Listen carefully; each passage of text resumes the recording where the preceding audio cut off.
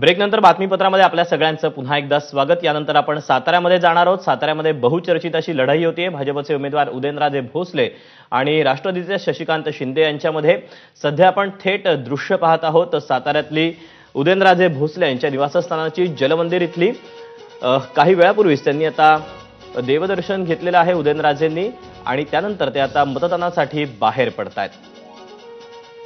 साताऱ्यातली देखील ही एक big fight आहे।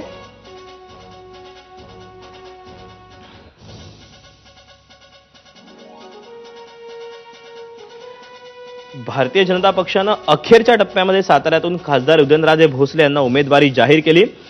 त्यामुळे आता तिथे जी लढत आपल्याला पाहायला मिळाली ती म्हणजे राष्ट्रवादी काँग्रेस शरदचंद्र पवार पक्षाचे शशिकांत शिंदे यांच्यामध्ये आणि उदयनराजे भोसलेंमध्ये।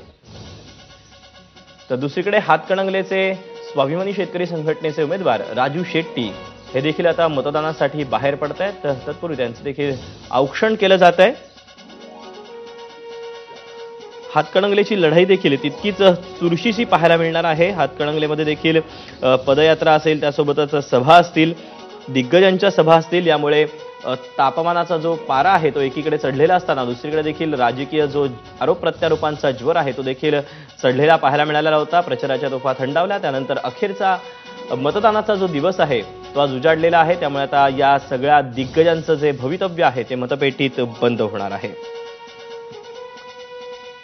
त्यामुळे मतदानासाठी जी केंद्र आहेत ती देखील सज्ज झालेली आहेत। अधिकाधिक लोकांनी मतदान करावं याकरता देखील शासनाकडून प्रशासनाकडून आवाहन करण्यात येते। तर आता ही हातकणंगलेतली राजू शेट्टी यांच्या घरातली ही आपण दृश्य पाहतोय।